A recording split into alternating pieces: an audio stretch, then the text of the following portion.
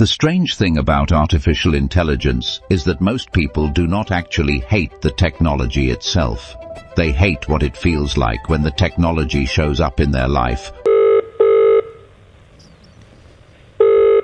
Good afternoon. You have reached Charlotte, the concierge assistant for Restaurant Cucina, Bloomberger, Rosendale.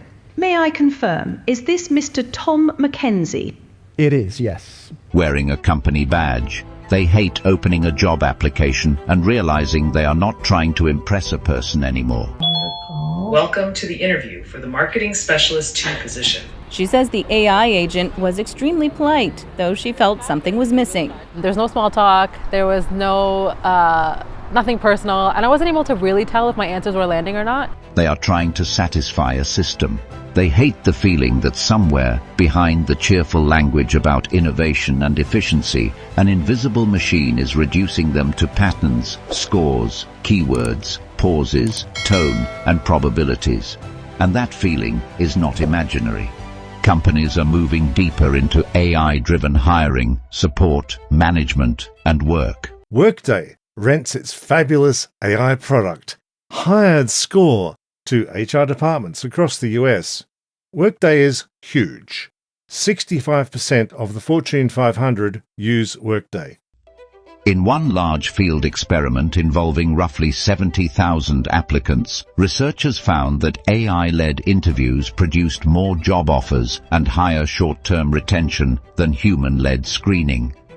But there is an important detail people miss. In that experiment, a human still made the final hiring decision. The AI did not become the all-powerful judge. It became a powerful front-end filter. And even that shift changes the emotional experience of work in a major way. That is where the resentment starts. Because once AI enters the workplace, it does not arrive as a neutral tool. It arrives wrapped in pressure. Pressure on employers to deploy it. Pressure on workers to trust it.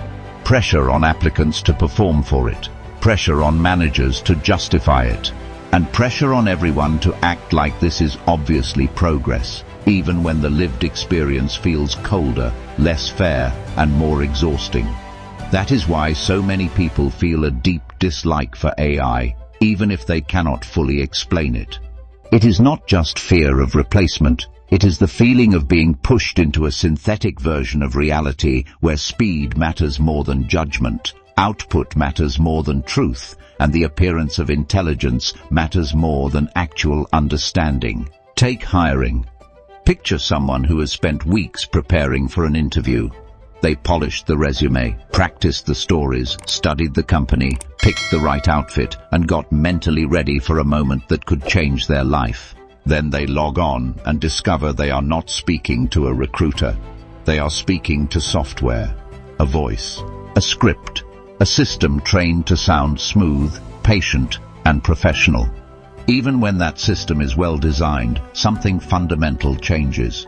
A human interview is messy, but it can also be responsive. A good interviewer can notice uncertainty, adjust a question, clarify intent, or simply recognize that a candidate is nervous. An automated system may be consistent, but consistency is not the same thing as wisdom. It may treat everyone the same way while still missing what matters most, and the legal system is already wrestling with that problem. Workday has faced high-profile litigation over allegations that algorithmic hiring tools can generate discriminatory outcomes, including age-related concerns. Courts have increasingly allowed these issues to progress far enough to warrant serious scrutiny, which tells you this is not just paranoid internet chatter. This is becoming a real workplace battleground. That matters because once people suspect the process is unfair, they do not just lose trust in one company. They lose trust in the entire promise of AI at work, and that trust problem spreads beyond hiring. The second reason people hate AI is simpler. It creates more verification work than many companies admit. AI is often sold as a tool that removes friction. In reality, for many knowledge workers, it shifts friction to a new place. Instead of starting from scratch, you start from a machine-generated draft. Instead of writing the email, you fact-check the email. Instead of building the report, you audit the report.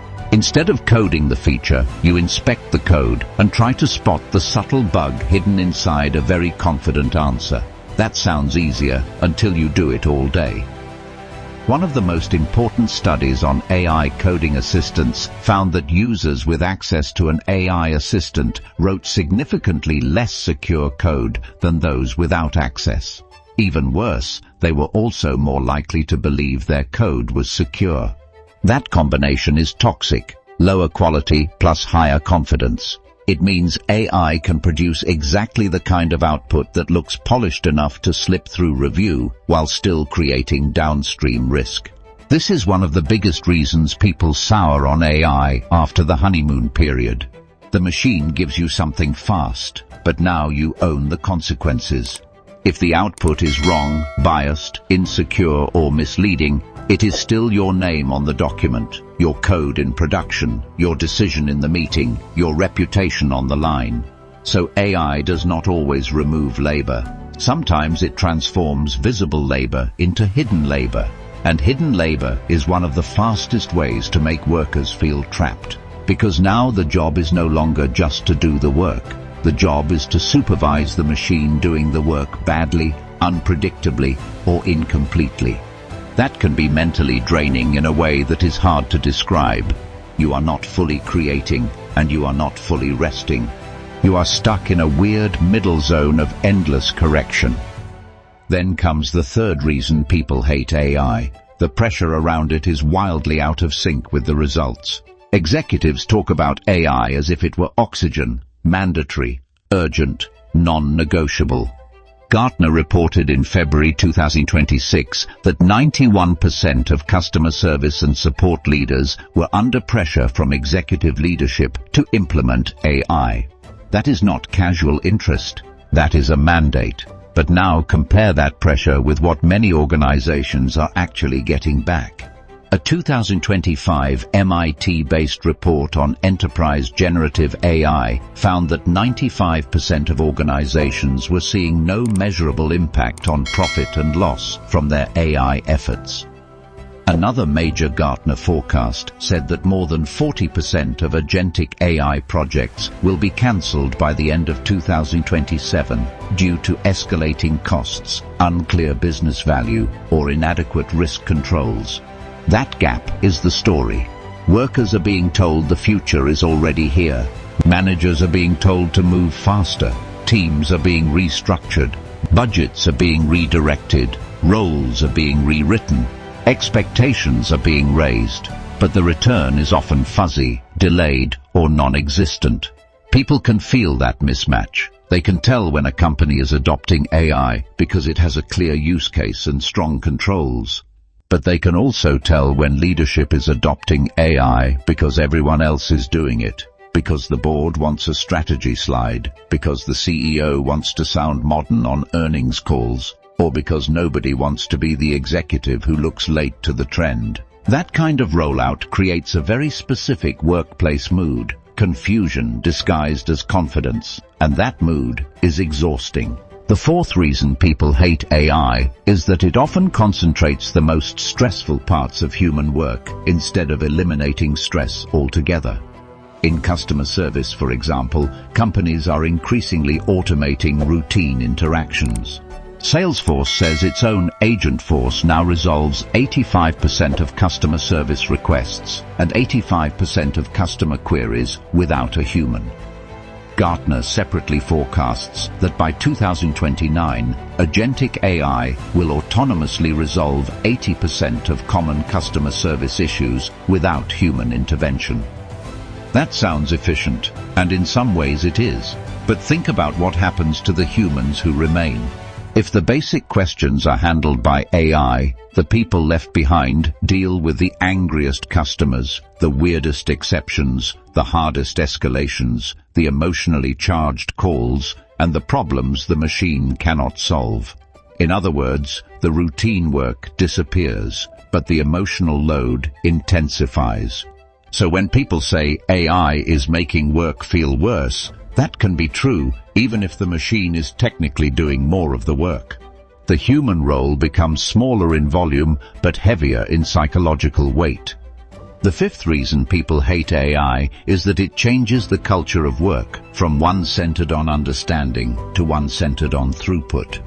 That shift is subtle at first. Instead of asking, "Is this right?" teams start asking, "Did the system generate something usable?" Instead of asking, "Do you understand the customer?" they ask, "Did the workflow close the ticket?" Instead of asking, "Can this candidate actually do the job?" they ask, "Did the model score them highly?"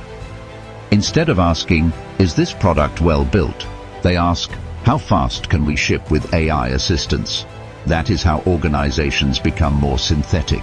Not because people suddenly become robots, but because the systems around them start rewarding the appearance of progress over the substance of progress. And when that happens, workers start to feel alienated from their own labor.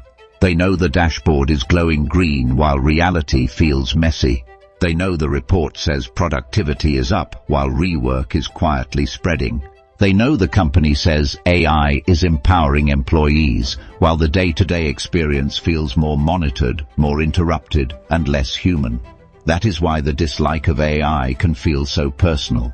It is not just about one app or one chatbot. It is about the sense that reality itself is getting replaced by a smoother, cheaper imitation.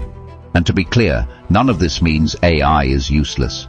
AI can absolutely help with drafting, classification, summarization, translation, coding support, scheduling, search, and repetitive workflows. It can reduce some kinds of friction. It can widen access in some settings. It can improve consistency. It can even outperform humans in narrow tasks under the right conditions.